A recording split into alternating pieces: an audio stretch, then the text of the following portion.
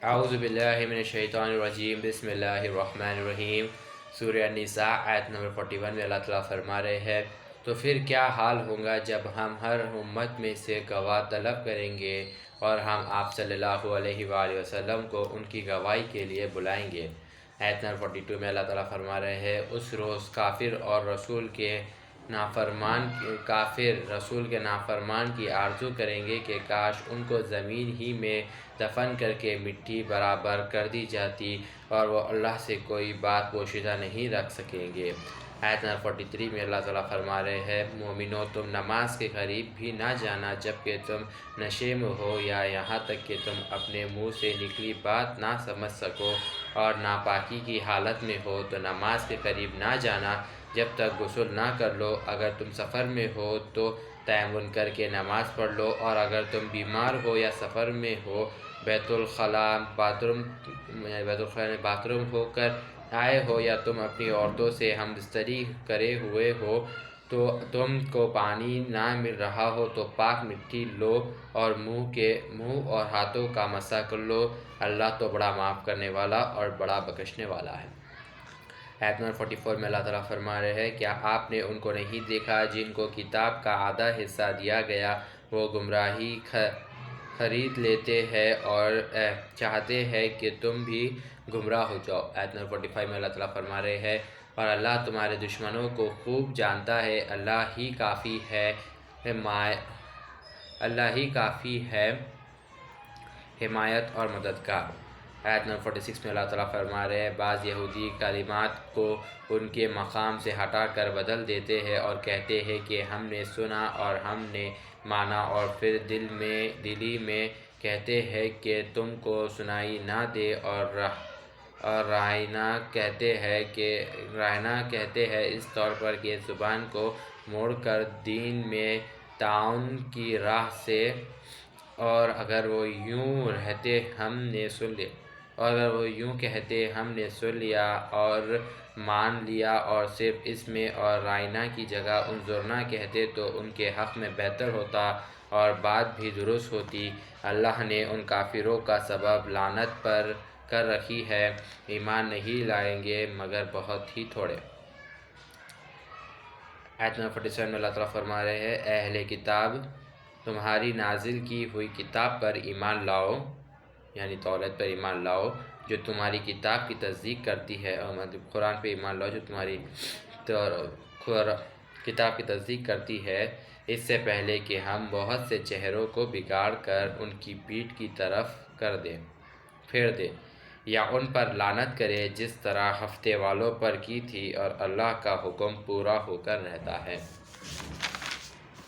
آیت نمبر 48 میں اللہ تعالیٰ فرما رہے، اللہ نہیں بخشتا اس بات کو کہ اس کے ساتھ کسی کو شریک کیا جائے، اور اس کے سوا کوئی گناہ چاہے معاف کر دیتا ہے، اور جس نے اللہ کا شریک بنایا اس نے گناہ کا بڑا ارادہ کیا۔ آیت نمبر 49 میں اللہ تعالیٰ فرما رہے ہیں، کیا آپ نے ان کو نہیں دیکھا جو اپنے آپ کو پاک صاف بتاتے ہیں، بلکہ اللہ ہی پاک بناتا ہے جسے چاہتا ہے، ان پر تاغے کے برابر بھی ظلم نہ ہوگا۔ آیت نمبر 50 میں اللہ تعالیٰ فرما رہے ہیں، آپ دیکھیے تو اللہ پر کیسی جھوٹی باتیں لگاتے ہیں، یہ بات مجرم ہونے کے لیے کافی ہے۔ آیت نمبر 51 میں اللہ تعالیٰ فرما رہے ہیں، کیا آپ نے ان لوگوں کو نہیں دیکھا جن کو کتاب کا ایک حصہ مل گیا، پھر بھی وہ بتوں اور شیطانوں پر ایمان لاتے ہیں اور کہتے ہیں کہ وہ مسلمان سے زیادہ سیدھے راستے پر ہے۔ آیت نمبر 52 میں اللہ تعالیٰ فرما رہے ہیں، یہی لوگ پر اللہ نے لعنت کی، اللہ جس پر لعنت کرتا ہے اس کا کوئی مددگار نہیں۔ آیت نمبر 53 میں اللہ تعالیٰ فرما رہے ہیں، کیا ان کے پاس کوئی سلطنت کا حصہ ہے؟ اس صورت میں تو وہ لوگوں کو ذرا سی چیز نہ دیتے۔ آیت نمبر 54 میں اللہ تعالیٰ فرما رہے ہیں، کیا وہ دوسرے انبیاءوں سے اس چیز پر حسد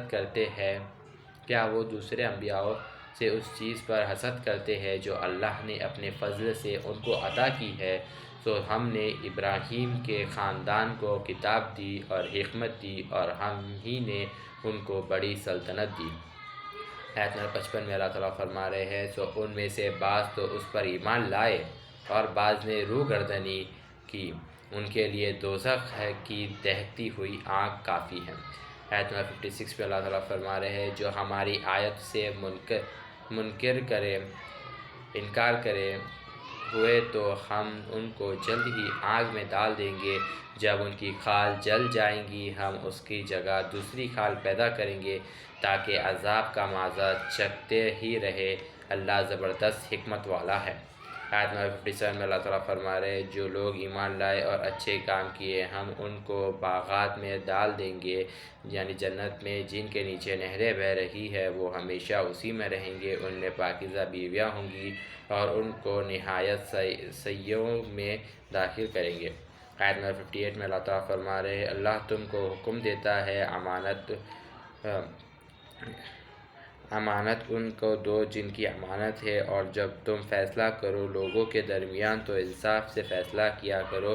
اللہ تو تم کو بہت سے اچھی بات کی نصیحت کرتا ہے، اللہ خوب سننے اور دیکھنے والا ہے۔ آیت نمبر 59 میں اللہ تعالیٰ فرما رہے ہیں مومنو تم اللہ کا کہا مانو، رسول کا کہا مانو، جو حکم ہو ان کا کہا مانو، جو حاکم ہو ان کا کہنا مانو، اگر تم میں باہم کوئی نیز ہو تو تم اس کو اللہ اور رسول کے حوالے کر دو، اگر تم اللہ پر اور یوم آخرت پر یقین رکھتے ہو، یہ سب بہتر ہے اور ان کو انجام بھی خوب ہے۔ آیت نمبر 60 میں اللہ تعالیٰ فرما رہے کیا آپ نے نہیں دیکھا ان منافقوں کو جو دعویٰ تو کرتے ہیں کہ وہ ایمان لے آئے وہ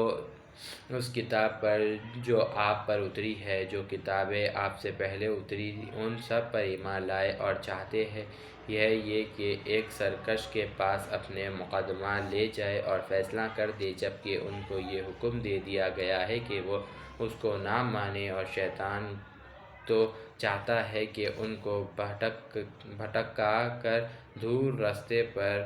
ڈال دے، یعنی گمراہی پہ ڈال دے۔ صدق اللہ العظیم و صدق مولانا رسول الکریم۔